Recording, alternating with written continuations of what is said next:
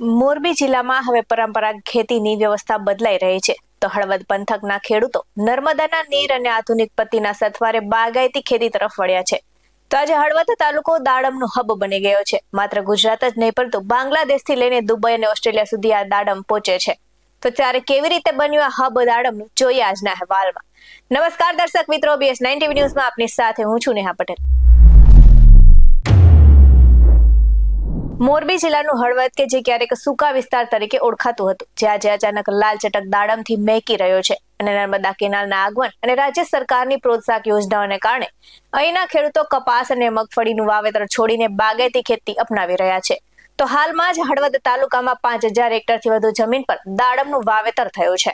તો ખેડૂતોનું જણાવવાનું છે કે દાડમનું વાવેતર કર્યાના માત્ર 2 જ વર્ષમાં ઉત્પાદન સારું થઈ જાય છે. જોકે યોગ્ય માવજત કરવામાં આવે તો એક છોડ પરથી લગભગ 10 થી 20 કિલો જેટલું ફળ મળે છે અને વીઘા દીઠ ખર્ચ 15 થી 20 હજારની આસપાસ રહે છે. પરંતુ તેમની સામે મળતું વળતર લાખોમાં છે. તો બજાર ભાવ મુજબ ખેડૂતને એક વીઘાએ 1 થી 2 લાખ રૂપિયા સુધીની ચોખ્ખી આવક થઈ રહી છે. તો હળવદમાં દાડમના વેચાણ માટે અલાયદા 8 જેટલા ખાનગી માર્કેટિંગ યાર્ડ કાર્યરત છે અને અહીંના દાડમની ગુણવત્તા એટલી શ્રેષ્ઠ છે કે મહારાષ્ટ્ર, કર્ણાટક અને મધ્યપ્રદેશ જેવા વેપારીઓ વેપારીઓ દાડમ ખરીદવા માટે આવે છે. અને એટલું જ નહીં, હળવદના દાડમ 7 સમુદ્ર પાર એટલે કે બાંગ્લાદેશ, દુબઈ, UAE અને સાથે જ ઓસ્ટ્રેલિયા સુધી એક્સપોર્ટ કરવામાં આવે છે. તો આમ હળવદનો ખેડૂત હવે માત્ર ખેડૂત નથી રહ્યો પરંતુ એક એગ્રી બિઝનેસમેન પણ બન્યો છે. તો કુદરતનો સાથ અને આધુનિક અભિગમો મોરબી જિલ્લાને બાગાયતી નકશા તરફ ચમકાવી દીધું છે. ત્યારે નજર કરી આવેલી પ્રતિક્રિયા પર. મારું નામ સોનગરા રાજેશભાઈ અંબારામભાઈ, ગામ નવા વેગડો, તાલુકો હળવદ, જિલ્લો મોરબી. મેં અત્યારે ખેતરમાં 15 એકરમાં બાગાયતમાં દાડમના પાકનું વાવેતર કરેલું છે અને તેમની અંદર શરૂઆતમાં 25-30 હજારનો ખર્ચો થાય છે. ત્યારબાદ સારા એવા ભાવ મળે છે. ભાવની વાત કરીએ તો ગયા વર્ષે 35 રૂપિયામાં કિલો લેખે દાડમ વેચેલા, પણ ગત વર્ષની તુલનાએ આ વર્ષે 100 રૂપિયામાં વેચ્યા છે. ભાવ બહુ સારો મળ્યો છે અને આ વર્ષે ક્વોલિટી પણ સારી છે અને ખેતરે બેઠા દાડમ આપી દીધા છે અને મંડીમાં અમે ક્યારેય લઈ નથી જતા અને સારા એવા વેપારી બહારથી આવે છે અને દાડમ લઈ જાય છે. તો તમામ દાડમની વાત કરીએ, નિકાસની વાત કરીએ તો ડોમેસ્ટિકમાં હૈદરાબાદ, સાઉથમાં બેંગ્લોર, દિલ્હી વગેરે જેવા અનેક રાજ્યની અંદર અને મોટા શહેરોમાં જાય છે.